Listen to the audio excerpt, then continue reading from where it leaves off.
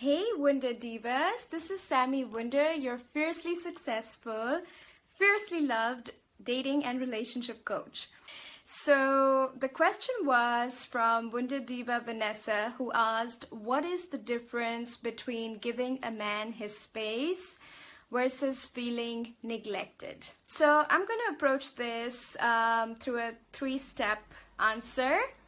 The first step to having or developing an instinct around what's going on in this relationship is to understand the difference between giving someone space and understanding where our needs stop being met. What is the point where it's space, and what is the point that it starts to become neglect from a man in the relationship? So when we talk about giving a man space, we're literally talking about what all of the advanced Wonder Divas on the group already know, leaning back. We're talking about creating that feminine energetic space that allows a man to step into his masculine for you and move towards you, come towards you. Now, this simply means that you let that space be there between you and him, and you know that that space is going to always be an invitation for him to step up and move towards you. Now, what happens is that sometimes women misunderstand giving space and replace it with being neglected in a relationship. And this is where healthy boundaries and a clarity of who you are and what you want comes in. So it's very different if a man doesn't get in touch with you for 2 days. That's very normal. You're just seeing him, you're just dating him. But if you are seeing someone consistently and all of a sudden they disappear on you for 10 days, now that is not giving a man space. Yeah, that is where a man is not doing what he is meant to do. He's not doing his job in the relationship. He's not making you feel special. And all of a sudden, you are starting to feel neglected. Yeah, your needs for communication, your needs for feeling reassured in his love for you and his attraction towards you are not being met. And this can start to feel really bad and feel really awful. So this is the point when you need to recognize that this is not about giving a man space. This is about understanding that my needs are not being met by this particular man or this particular relationship. Yes, so giving space is a very healthy dynamic to have in a masculine, feminine, energy balanced relationship, but it should never reach the point where your needs are not being met, where you're not feeling happy anymore, where you feel like you just wait for a text or a call for like days and days and nothing happens. And then when he does come back, he complains that you didn't call, or he complains that how come you are not messaging me. So this is like a man dumping his pain on you while he's not doing his job and what he knows he's supposed to be doing. So this becomes hardcore neglect. When your needs are not being met in the relationship, that is neglect. And of course, which brings me to step number 2, you need to understand for yourself, why has it come this far? What have you been tolerating all this while that this man feels like he can treat you this way? Yeah, because guess what?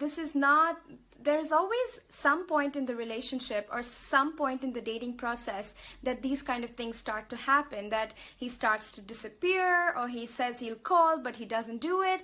And it's important for you to notice those signs and to speak up in the moment. Yeah, to speak up in the moment and say, hey, I really like you, but I am used to much more consistency in communication from the men I am seeing. I have given you these scripts over and over again, and I want you to be reminded that you really should not accept less than par behavior, less than excellent behavior from a man in the beginning phases of dating, because otherwise you're literally setting the tone for the rest of the relationship. So really ask yourself, how come it got this far? How come it's been like the second or the third time he's disappearing on you over a 10-day period, and you're left asking yourself if I should give him space, or if I should, or if I'm being neglected. So that was step number 2. Ask yourself, how come you got this far? How come, what are the voices guiding you? Are these fear voices? Do you not want to upset him? Do you not want to create conflict in the relationship? Are you afraid of being too demanding? You see, this is not being demanding. You want a man who is willing to put at least some amount of effort into dating you. He has to be willing to give you some amount of maintenance. Otherwise, what kind of a relationship do you have, right? So those are not the kind of men you want, who are not willing to give you anything and want to dump the blame back on you that you're demanding and you expect too much. So Vanessa, the answer for you really lies here in number 1, understanding that a man disappearing on you on 10 days, it's not about giving space at all. It's really about being neglected. It's really about your needs are not being met in this relationship. And the longer you take this on, the longer it will drag. The longer you choose to let it happen to you, the longer it will happen to you. So really, your question right now is, ask yourself, how did I get this far? Yeah, why is it again a fixation on one kind of man? I like him, so I want him, so I take whatever he gives me, even if it's little crumbs of attention, and I wait and I ask myself and I doubt myself if I should say that this is not enough for me. So really, number 2, inner work, this is where our self-worth issues come up very majorly.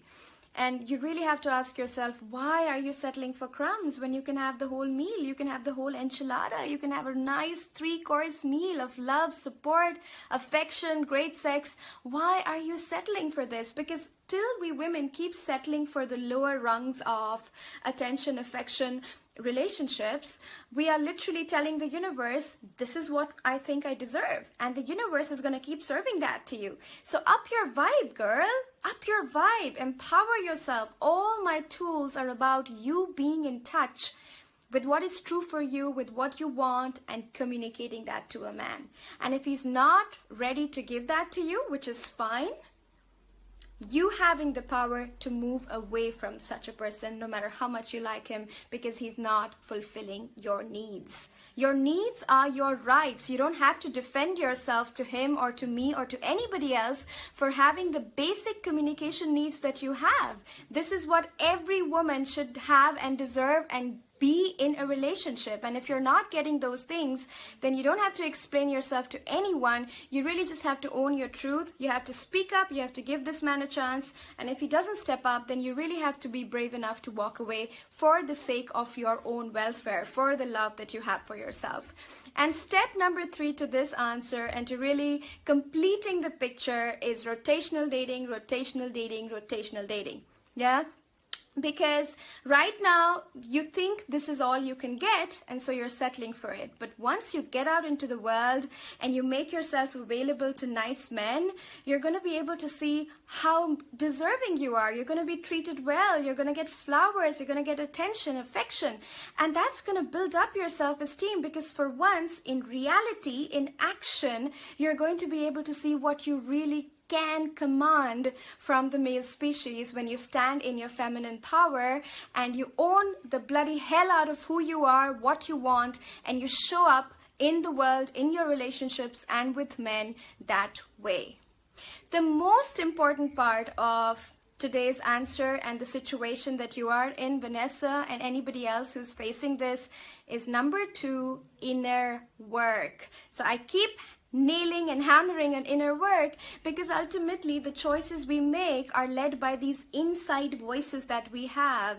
This is all I can have. This is all I deserve. This is what I need to settle for. I don't want to displease him. I don't want to make him unhappy. How can I just get more from this particular man who's already showing me that he's not really at the level of commitment I'd like him to be, right? So these are the subconscious voices that constantly guide our decisions in our love life and our dating life and our relationships, and they constantly make us sabotage, and they make us waste years of our precious life literally having dessert or just having a starter, whereas we could have the whole meal if we really connected with our reality and connected with our inner worth.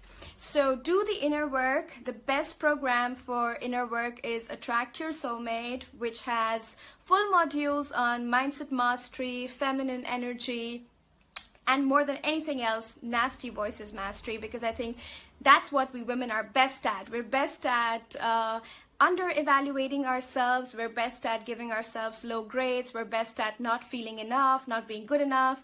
So those are the voices that really need to be mastered in situations like this. And when you master those voices, you recognize that love and relationships and dating is all about you. It's about what you want. There is a perfect man for you out there who is willing to give you what you want. But for him to do that, you first have to know what you want, and you have to own it. And you have to step out into the world owning your needs, owning what you want. That's when you attract that vibration man.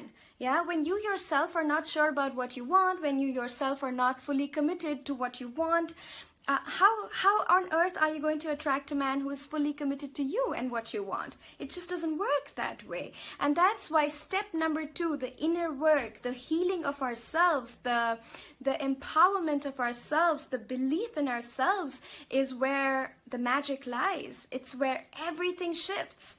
Yeah, it's from where everything shifts. I run this business every single day, really in touch with my inner voices and what I want and what feels good to me. Yeah, because I create this energy. When I listen to my empowered voices, I create more empowerment. When I listen to my disempowered voices, I create more disempowering experiences. So you have to start listening to your empowered voices and not your nasty voices in love and dating. You have to believe that you're worthy. You have to believe that everything you desire is possible for you.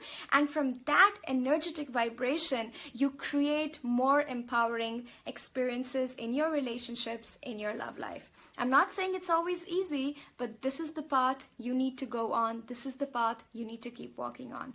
I hope this was helpful, Vanessa. For everybody else who's doing the inner work, check out Attract Your Soulmate. It's one of my most favorite programs ever, and you really want to do this for you, and the men will just follow. When you become this woman that we're talking about here, feminine, empowered, believing in herself, knowing her worth, having fun in her life, smelling the roses, the men will just happen. But it starts with us. It starts with you. See you around. Bye-bye.